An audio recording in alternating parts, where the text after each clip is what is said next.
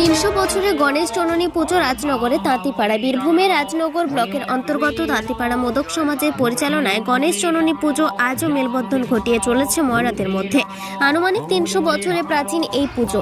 একসময় এই পুজোকে কেন্দ্র করে মিলন মেলার রূপ নিত তাঁতিপাড়া হাটতলা, যা আজ অতীত। মোদক সমাজ সূত্রে প্রকাশ, একসময় এই তাঁতিপাড়া হাটতলা হাটে প্রচুর গুড় আসতো জেলার বিভিন্ন প্রান্ত থেকে এবং বিহার ও ঝাড়খণ্ড থেকে। সেই গুড়ের কিছুটা অংশ তোলা হিসেবে নেওয়া হতো ব্যবসায়ীদের কাছ থেকে।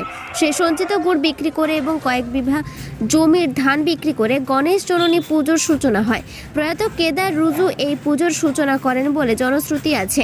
এই পুজোর বিশেষত্ব হচ্ছে গণেশ জননী পুজোর দিন প্রতিটি ময়রা পরিবারের খাওয়ারের মেনুতে পুঁটি মাছ এবং বরবটি কলাই রাখতে হয়।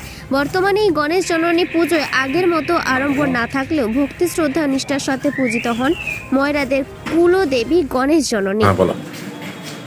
আমাদের এই গণেশ জননী পুজো 300 বছরের পুরাতন এবং এটা মোদক সমাজের পুজো।